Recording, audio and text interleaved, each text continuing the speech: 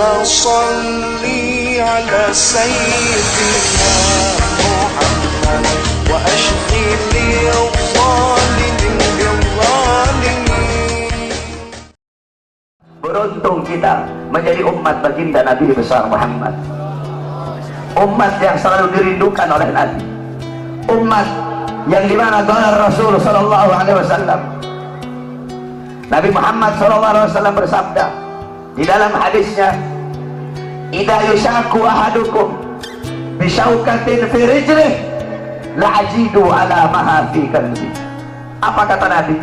Andaikan salah satu dari kalian, wahai umatku, ada yang kakinya tertusuk duri, maka pasti kalian merasakan sakit. Rasa sakit yang kalian rasakan itu pun aku rasakan, bahkan sampai ke dalam hatiku. Umat yang selalu dicintai oleh Nabi Muhammad, umat yang selalu diperdulikan oleh Nabi Muhammad. Sayyidatuna Aisyah radhiyallahu anha, beliau pernah melakukan suatu pekerjaan yang disenangi oleh Nabi, sehingga Nabi mengangkat tangan dan berdoa, Allahumma ighfir li Aisyah ma qaddamat wa ma akharat, ma adharat wa ma abtanat. Ya Allah, ampuni dosa-dosa Aisyah yang telah lalu, yang telah lalu, yang akan datang, yang tampak, yang tidak tampak. Ampuni dosa Aisyah ya Allah. Siti Aisyah loncat-loncat. Siti Aisyah sangat senang dengan doa Nabi Muhammad. Nabi berkata, wahai Aisyah, apakah kamu senang dengan doa seperti itu? Kata Siti Aisyah, siapa yang tidak senang didoakan manusia mulia sepertimu ya Rasulullah. Kata Nabi, wahai Aisyah, kalau kamu senang dengan doa seperti itu, ketahuilah doa seperti itulah yang setiap yang setiap saat, setiap pagi, siang, sore, malam, setiap waktu aku mintakan kepada Allah untuk umatku. Nabi Muhammad begitu peduli kepada kita sebagai umat. Beruntung kalian menjadi umat yang dimana qala Sayyidina Ali karamallahu wajhah, inna Rasulullah fi akhir nafsi haradat syafataihi marratain fa'alghaitu sam'i fasamituhu yaqul ummati ummati faqbilah Rasulullah. Sayyidina Ali berkata, Nabi Muhammad pada saat detik-detik terakhir nafasnya, aku melihat bibir beliau menggerakkan dengan 2 kali gerakan. Aku dekatkan telingaku, aku mendengar beliau berkata, ummati ummati, umatku umatku, kata Nabi Muhammad SAW. Bahkan pada saat detik-detik terakhir nafasnya, Nabi Muhammad masih memikirkan kalian sebagai umat. Ketika itu Nabi Muhammad terbaring sakit di kamar yang biasa beliau tiduri di rumah Sayyidatuna Aisyah radhiyallahu anha. Allah berkata kepada Jibril, wahai Jibril, turun kamu, sampaikan kepada Muhammad, aku berikan kepada dia 2 pilihan. Apakah dia akan memilih aku atau dia memilih kehidupan dunia? Kalau dia memilih kehidupan dunia, akan aku panjangkan umurnya. Tapi kalau dia memilih aku, sampaikan kepadanya, pada hari ini akan datang ajalnya. Turun Jibril membawa firman tersebut. Kemudian Jibril menyampaikan, ya Rasulullah, Allah memberikan kepada kamu 2 pilihan. Apakah engkau memilih Allah atau memilih dunia? Kalau engkau memilih Allah, pada hari ini akan datang kematianmu. Kalau kamu memilih dunia, Allah panjangkan umurmu. Apa kata Nabi Muhammad? Wahai Jibril, sudah tentu aku lebih memilih Allah. Bagiku kehidupan sebenarnya bukan dunia. Kehidupan sebenarnya bagiku ketika ruhku berpindah menghadap Allah subhanahu wa ta'ala. Pergi Jibril membawa kabar tersebut. Kemudian Allah memanggil Israel, wahai Israel, wahai pencabut nyawa, turunlah kamu ke dunia. Pasang muka yang paling bagus, pasang wajah yang paling bagus. Kamu akan mencabut nyawa makhluk yang paling mulia, yaitu Nabi Muhammad. Kamu cabut nyawa dia, itu pun kamu izin dulu kepada dia, mau tidak dia dicabut nyawanya. Kalau dia mau kamu cabut, kalau dia tidak mau kamu kembali kepadaku. Turun Israel membawa perintah Allah untuk mencabut nyawa baginda Nabi besar Muhammad. Israel berdiri di depan pintu rumahnya Nabi. Israel tidak berani langsung masuk rumahnya Nabi. Israel berdiri di depan pintu rumah Nabi Muhammad. Israel mengucapkan salam, assalamualaikum ya Rasulullah, assalamualaikum ya Habibullah, assalamu alayka ya Safiyullah. Pintu rumah dibuka oleh Sayyidatuna Fatimah. Sayyidatuna Fatimah putrinya Nabi membuka pintu rumah tersebut. Siti Fatimah berkata, siapa engkau? Apakah kau tidak lihat ayahku sedang terbaring sakit? Israel menjawab, aku yang memisahkan anak dengan orang tua, aku yang memisahkan orang tua dengan anak, aku yang memisahkan suami dengan istri, aku yang memisahkan istri dengan suami, aku yang menjadikan anak-anak menjadi yatim, aku yang menjadikan istri-istri menjadi janda, aku yang meramaikan kuburan, aku pemisah antara kehidupan dan kematian. Aku adalah Israel. Allah memberikan mandat kepada aku untuk mencabut nyawa seluruh makhluk, dan aku datang ke sini untuk mencabut nyawa makhluk yang paling mulia, baginda Nabi besar Muhammad. Siti Fatimah lari menangis. Siti Fatimah kembali ke pangkuan ayahnya. Siti Fatimah berkata, wahai ayahku, engkau akan wafat. Wahai ayahku, kau akan meninggal dunia. Israel sudah ada di depan ingin mencabut nyawamu ya Rasulullah.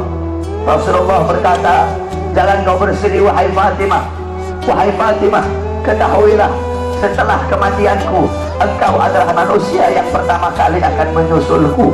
Setelah kematianku nanti kelak, engkau adalah manusia yang pertama kali masuk surga setelah aku. Siti Fatimah mengusap air matanya. Datang Israel, berdiri di hadapan Nabi Muhammad. Israel berkata, ya Rasulullah, dengan segala kerendahan hatiku, aku datang kemari untuk mencabut nyawamu atas perintah Allah. Aku izin dulu kepadamu, apakah kau mau dicabut nyawa? Kalau engkau mau, aku cabut. Kalau kau tidak mau, aku kembali kepada Allah Subhanahu wa ta'ala.